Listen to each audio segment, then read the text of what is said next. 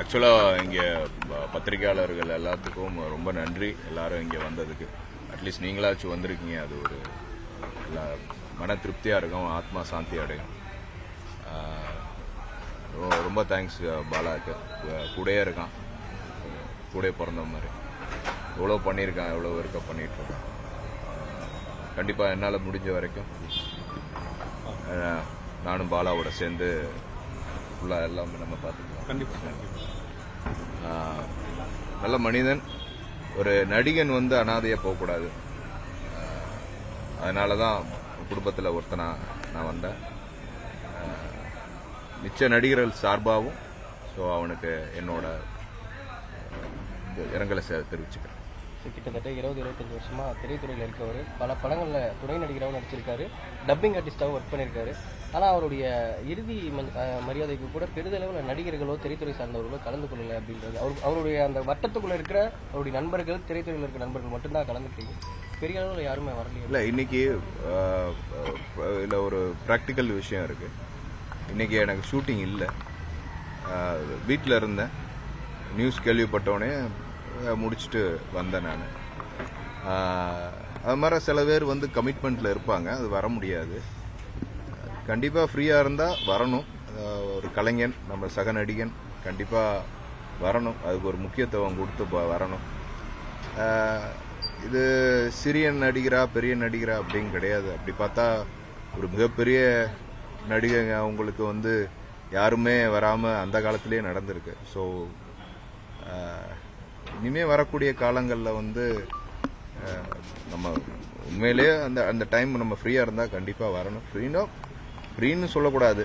இது இந்த நிகழ்ச்சிக்கு இந்த இதுக்கு வரலைன்னா அப்புறம் வேற எதுக்கு வர்றது? கல்யாணத்துக்கு கூட போகாமல் இருந்துடலாம், இறப்புக்கு வராமல் இருக்கக்கூடாது. என்னோட இது ஆத்மா சாந்தி அடையணும். பாவம் வேற ரொம்ப கஷ்டப்பட்டுட்டான் லைஃப்ல. அதே மாதிரி வந்து ஆரம்பத்திலேருந்து அவருக்கு உடல்நிலை சரியில்லைன்னு சொல்லி பல நடிகர்கள்ட்டையும் சரி திரைத்துறையில் இருக்கிறவங்கள்ட்ட உதவி கேட்டுட்டு வந்தார். என்னோட உடல்நிலை ரொம்ப மோசமாக இருக்கு, நிறைய பேட்டிகள் எல்லாத்தையுமே கொடுத்துருந்தாரு. இந்த சங்கங்கள், நடிகர் சங்கங்களோ இல்லை இருக்க சங்கங்களோ இல்லை பெரிய நடிகர்களோ யாராவது அவருடைய உடல்நிலை சரி பண்ணுறதுக்கு கொஞ்சம் பண உதவியோ ஏதாவது பண்ணியிருந்தா கொஞ்சம் நல்லா இல்லை. ஜென்ரலாக இப்போ ப்ரொடியூசர் கவுன்சிலில் நான் இருந்திருக்கேன், துணைத் தலைவராக இருந்திருக்கேன்.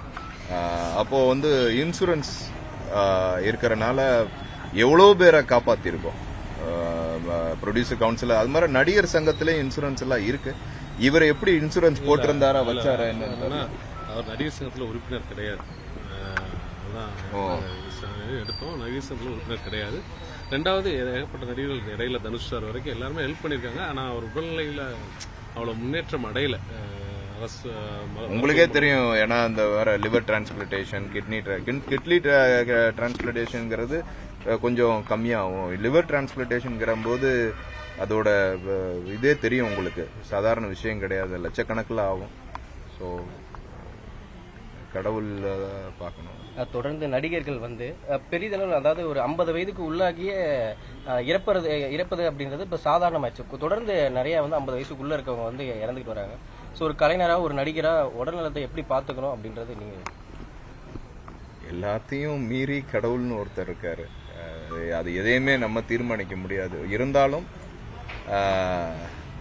குடிக்கிறது வந்து மிச்சவங்களோட கொஞ்சம் நடிகர்களுக்கு வந்து இயல்பா ஆப்பர்ச்சுனிட்டிஸ் கொஞ்சம் ஜாஸ்தி. இப்போ அவங்களோட பழக்க வழக்கங்கள், ஃப்ரெண்ட்ஸ் போற இடம், நடிப்பு, அந்த ஷூட்டிங்கோட ஸ்ட்ரெஸ், இதுலலாம் குடிக்கும்போது பழக்கம் ஜாஸ்தியா இருக்கும். ஸோ அதை கண்டிப்பா அவாய்ட் பண்ணணும். முதல்ல மாதிரி எனக்கு தெரிஞ்சு இப்போ என்னோட ஃப்ரெண்ட் சர்க்கிளில் பார்த்தீங்கன்னா 99% யாரும் குடிக்க மாட்டான். ஆரியாவோ ஷாம், அதாவது எப்பயாச்சும் அக்கேஷனா வேணா இது பண்ணா ஆரியாவோ எல்லாமே வந்து ஃபிட்னஸ், இப்போ நல்லா ஃபுல்லாக ஒர்க் அவுட், அந்த மாதிரி ஃபோக்கஸ் ஜாஸ்தியாக இருக்கும். சிகரெட் கூட யாரும் அவ்வளோ அடிக்க மாட்டோம், ட்ரிங்க்ஸும் அடிக்க மாட்டோம். ஸோ அதை நம்ம கொஞ்சம் கண்ட்ரோல் பண்ணிட்டு பண்ணாங்கன்னா, இப்போ ரோபோ இழப்புலாம் ரொம்ப பெரிய இழப்பு. அது ஒரு தடவை வந்து இண்டிகேஷன் கொடுத்து அவர் ரெக்கவர் ஆனாரு. எனக்கு அடுத்த தடவை தெரியல என்ன நடந்துச்சுன்னு தெரியல. பட் முடிஞ்ச அளவுக்கு நடிகர்கள் எல்லாமே நடிகரின்னு கிடையாது, கொஞ்சம் இந்த தேவையில்லாத இந்த ட்ரக்ஸ், அதுக்கப்புறம் இந்த ட்ரிங்க்ஸ், இந்த மாதிரி விஷயங்கள்ல கொஞ்சம் வந்து அவாய்ட் பண்றது ரொம்ப நல்லது. ஏன்னா உடம்பு போச்சுன்னா திருப்பி வராது. ஒரே விஷயம், அதுதான் நீங்க கேட்ட கொஸ்டினுக்கு தென்னிந்திய நடிகர் சங்கம் இதெல்லாம் வந்து யாரும் எதுவும் பண்ணலன்னு சொல்றது வந்து என்னன்னா, நீங்க இப்போ ஒரு பெரிய நடிகர்களுடைய மரணங்கள்ல தான் சில பத்திரிகை ஊடகங்கள் கூட வருது. ஆனா நடிகர் சங்கம் வந்து எவ்வளவோ நாடக கலைஞர்கள் எத்தனையோ மருத்துவ உதவிகள் செய்து காப்பாற்றப்பட்டிருக்காங்க. சமீபத்தில் இந்த ராட்சசன் படத்துல தம்பி நடிச்சிருந்தார், சின்ன ராட்சசன். அந்த பையனுடைய மனைவியும் குழந்தையும் ஹாஸ்பிட்டலில் இறக்குற தருவாயில் இருந்தாங்க. ஆனா அதை காப்பாத்தி இன்னைக்கு அந்த தாயும் குழந்தையும் இருக்கிற காரணம் நடிகர் சங்கம் தான். இது வந்து மெம்பரா இல்லாட்டாலும் நடிகர் சங்கம் எல்லா இடத்துலயுமே உதவி பண்றாங்க. சில பெரிய நடிகர்களுக்கு வர்றப்ப நீங்க அதை ஒரு கேள்வியா வைக்கிறீங்க.